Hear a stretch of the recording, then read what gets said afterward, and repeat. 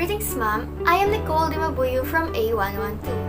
For this presentation, we would like to present to you our research proposal about social media factors that may affect college students in their academic performance.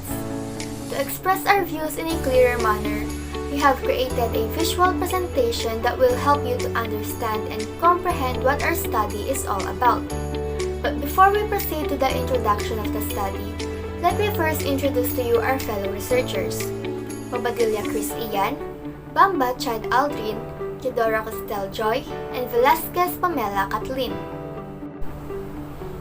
The use of social media has been part of numerous individuals' lives, including the college students. Social media allows users to engage and communicate with one another at any time and from any location, and to entertain themselves. Some examples of social media platforms are Google, Facebook, Instagram, TikTok, Twitter, Snapchat, and YouTube, wherein it enables account holders on that platform to publish or show content that other platform users may read, and whose primary goal is to encourage interaction between the relevant account holders.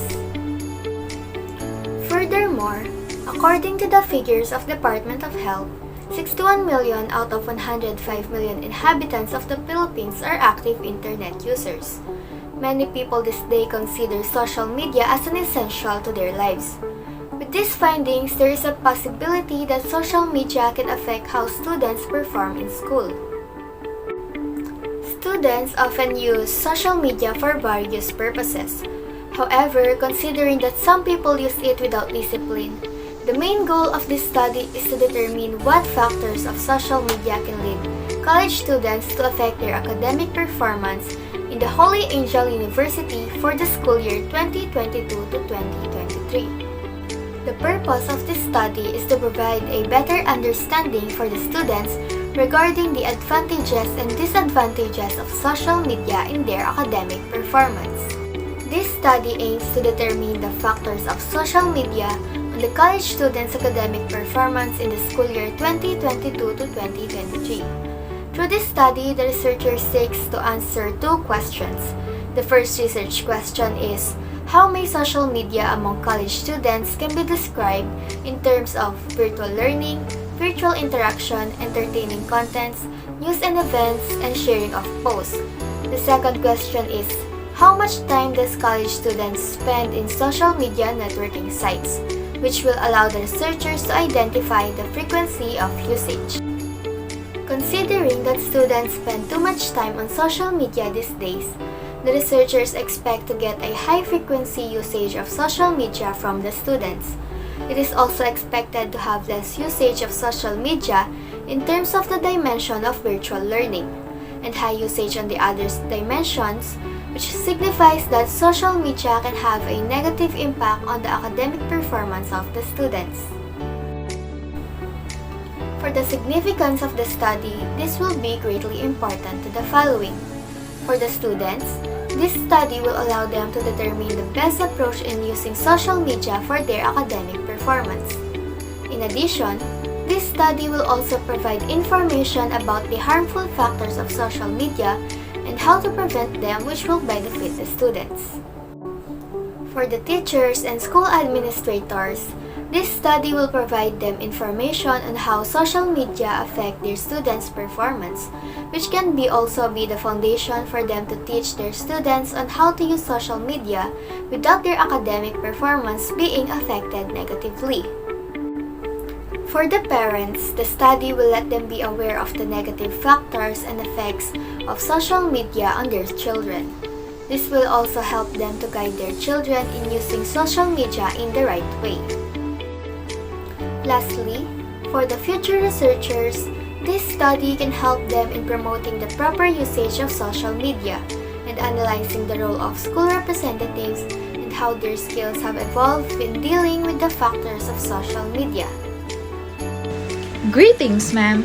I am Crystal Joy Chidoro from A112, and now I will present to you the conceptual framework that we did. Our conceptual framework contains 5 factors for using social media: virtual learning, virtual interaction, entertaining content, news and events, and sharing of posts. We found out that these 5 factors are the reason why students are frequently using social media, which may affect their academic performances.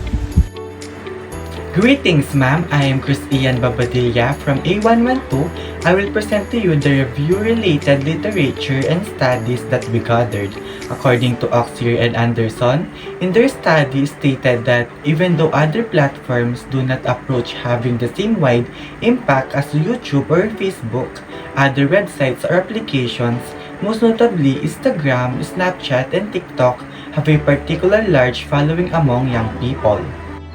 And according to Denon 2022, stated in her study that the negative effects of social media on loneliness, stress, and low self-esteem are exacerbated, while rates of depression, anxiety, drug abuse, and suicide attempt rise.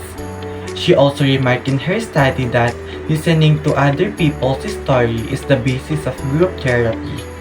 And according to Sharma and Ball, in their study they look at how social media affects individuals with extrovert and introvert personalities in terms of their academic achievement.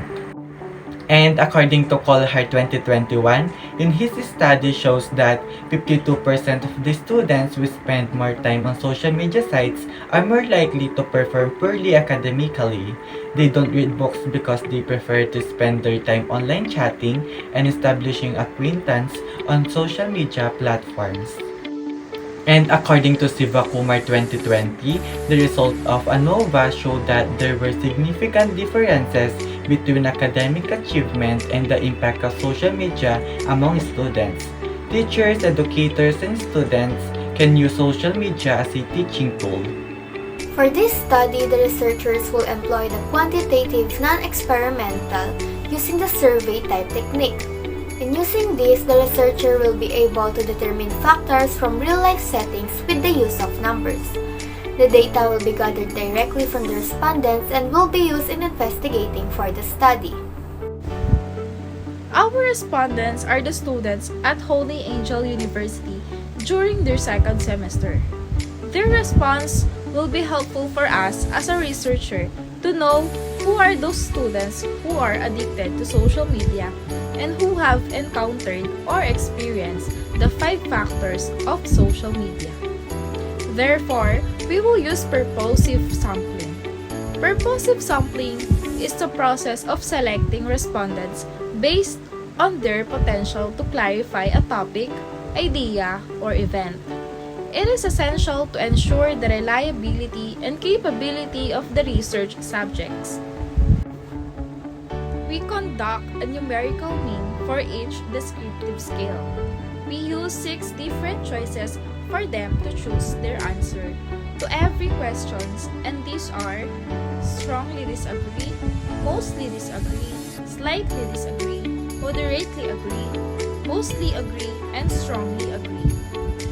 There was 30 components total, which were separated into the following 6 dimensions categories: virtual learning, virtual interaction, entertaining content, news and events, sharings of posts, and frequency usage. In order to collect data, the researchers will first send a formal letter to the school administrators and advisors asking permission about the study that the researchers will conduct. After getting an approval, the researchers will write a letter to the college students for them to be the respondents, whereas if given the chance, the researchers will explain the goal of the study. Google Forms will be used in conducting the survey. Names of the respondents will not be required to maintain the respondents' privacy. Respondents who are not able to reply will get a follow-up reminder and will be given a week. For the data analysis of our study, to be able for us to quantify gathered data, this study will utilize the weighted mean. A weighted mean is a type of mean that is used to compute the average value of data. The respondents will first respond to the study's Likert scale questionnaire in order to get the weighted mean. This study uses weighted mean in Likert scale as the basis in order to get the evaluation of visual interpretation per level. The formula of weighted mean is X stands for mean, summation of x stands for sum of all scores, and n is for number of cases. As you can see, the table illustrates the 6 Likert scale. With the scale number 6, it is interpreted to strongly agree with the minimum range of 5.15 and maximum of 5.98. Followed by the scale number 5, interpreted to mostly agree with the minimum range of 4.32 and maximum of 5.15. Next is the scale number 4. It is interpreted to moderately agree with the minimum range of 3.49 and maximum of 4.32. Followed by scale number 3, interpreted as slightly disagree with the minimum range of 2.66 and maximum of 3.48. Next is scales number 2 is interpreted as mostly disagree with the minimum range of 1.83 and maximum of 2.66. And lastly, the scale number 1 is interpreted as strongly disagree with the minimum range of 1 and maximum range of 1.83. Next, we will talk about the ethical considerations. When we conducted this survey, it indicated there that we will restrict detailed information about respondents in order to preserve their privacy. The Data Privacy Act of 2012 and a policy set forth by the Ethics Commission of the Philippines both impose ethical considerations related to identity for confidentiality purposes.